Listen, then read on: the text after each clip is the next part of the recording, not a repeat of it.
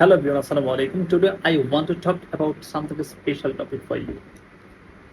আচ্ছা বলেন তো আগামী 5 বছরে সবচেয়ে মূল্যবান দক্ষতা কি হবে? আজকে আমরা সেটা নিয়ে আলোচনা করব।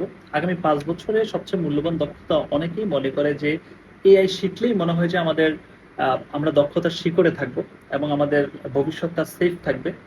বাট আমি কিন্তু এটা মনে করছি না। আমি ব্যক্তিগতভাবে মনে করি যে আপনি এআই বলেন আর প্রযুক্তি বলেন, প্রযুক্তিকে কাজে লাগিয়ে আপনার বিজনেস অথবা আপনার কাজকে কতটা সহজ করতে পারছেন সেটার উপর ভিত্তি করবে যে আপনার ভবিষ্যৎ কতটা সাফল্য হবে। সো আমরা যদি মনে করি একটা দোকান অথবা একটা অফিস দিয়ে আসলে ব্যবসা বাণিজ্য হচ্ছে, ব্যাপারটা কিন্তু এমন না।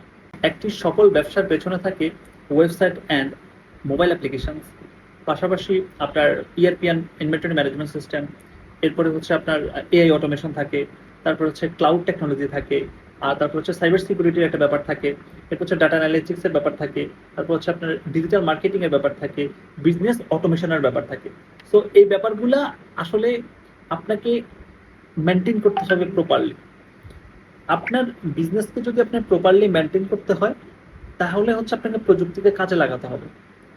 এখন যে কম্পিটিশন, এখন যদি আপনি মনে করেন যে এখনো আপনি ম্যানুয়াল খাতায় লিখে, তারপর হচ্ছে খাতায় হাতে লিখে, মানে ম্যানুয়ালি যেটা মেনটেন করা হয় আর কি, ওইভাবেই আপনি আপনার ব্যবসাকে পরিচালনা করে আপনি দক্ষতার শিখরে চলে যাবেন, ব্যাপারটা কিন্তু এমন না।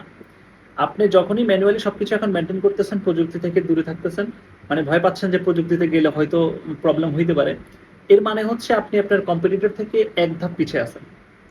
আগামী 5 বছরে আপনার সাফল্য একদম ধসায়া যাবে। সেটার জন্য প্রযুক্তিকে আপনাকে কাজে লাগাইতে হবে। এখন প্রযুক্তিকে আপনি কিভাবে কাজে লাগাবেন? বিভিন্নভাবে প্রযুক্তি কাজে লাগানো যায়। এখন আপনাকে সেটাকে ইউজেবল করতে হবে।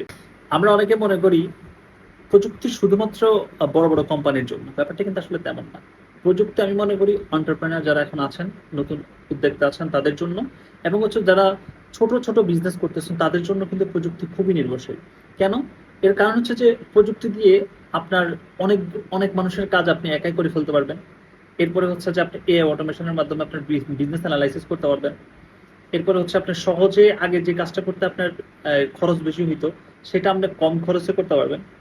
এবং হচ্ছে জনবহুল যেখানে বেশি লাগতেছে সেখানে আপনার মানে দুই একজন দিয়ে আপনার পুরো বিজনেসটা কভার করতে পারবেন। সো এই জিনিসটা কিন্তু আগে হইতো না। এখন হচ্ছে যে এটাকে আপনাকে কাজে লাগাতে হবে। যত বেশি আপনি প্রযুক্তিতে আপনি এঙ্গেজড হবেন ব্যবসাতে, তত বেশি সাফল্য আসবে। সো আমি বলবো যে ওভারঅল প্রযুক্তির সাথে আপনাকে অলওয়েজ এঙ্গেজ থাকতে হবে। প্রযুক্তি, যদি মনে করেন যে প্রযুক্তি মানুষের বিকল্প, ব্যাপারটা এমন না। প্রযুক্তি কখনোই মানুষের বিকল্প হতে পারবে না। প্রযুক্তি প্রযুক্তির জায়গায়, তবে থিঙ্কিং এর যে লেভেলটা ওইটা আলাদা। যারা মনে করেন যে প্রযুক্তি একটা থ্রেট, তাহলে তাদের জন্য এটা ভুল ধারণা।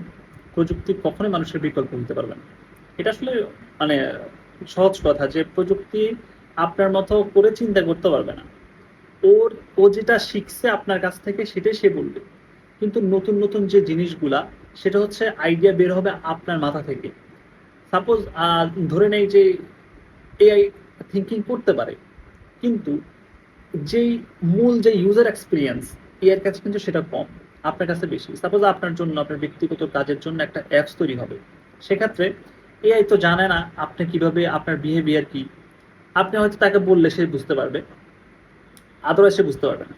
তাহলে আপনার মতো করে, মানে আপনার কাজ করতে যতটুকু সহজ করা যায় সেটা এআই কিন্তু জানে না। এআই জানে যে টেকনিক্যাল ভাবে সেটাকে কিভাবে অ্যাপ্লাই করতে হয় বা কিভাবে সেটা টেকনিক্যাল ভাবে কাজ করবে। বাট সেটাও কিন্তু মানুষই শিখাইছে এআই কে। তো এই ব্যাপারটা যে আপনি ইউজার এক্সপিরিয়েন্স সবচেয়ে বেশি মানুষের হয়, এআই কিন্তু ইউজার এক্সপিরিয়েন্স বেশি হয় না। তো সেক্ষেত্রে যখন এআই টেকনিক্যালি আপনাকে সাপোর্ট দিবে, আপনার ইউজার এক্সপিরিয়েন্স হবে।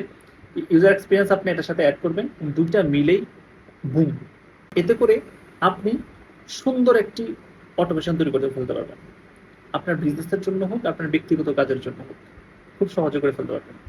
সো আপনার মতে আগামী 5 বছরের সবচেয়ে বেশি পরিবর্তন আনবে কোন প্রযুক্তি, সেটা কমেন্ট সেকশনে লিখে যাবেন। এবং পরের ভিডিওতে আপনারা কোন বিষয়ে জানতে চান অথবা কোন বিষয়ে আলোচনা করতে চান, সে বিষয়ে কমেন্ট সেকশনে কমেন্টস করবেন।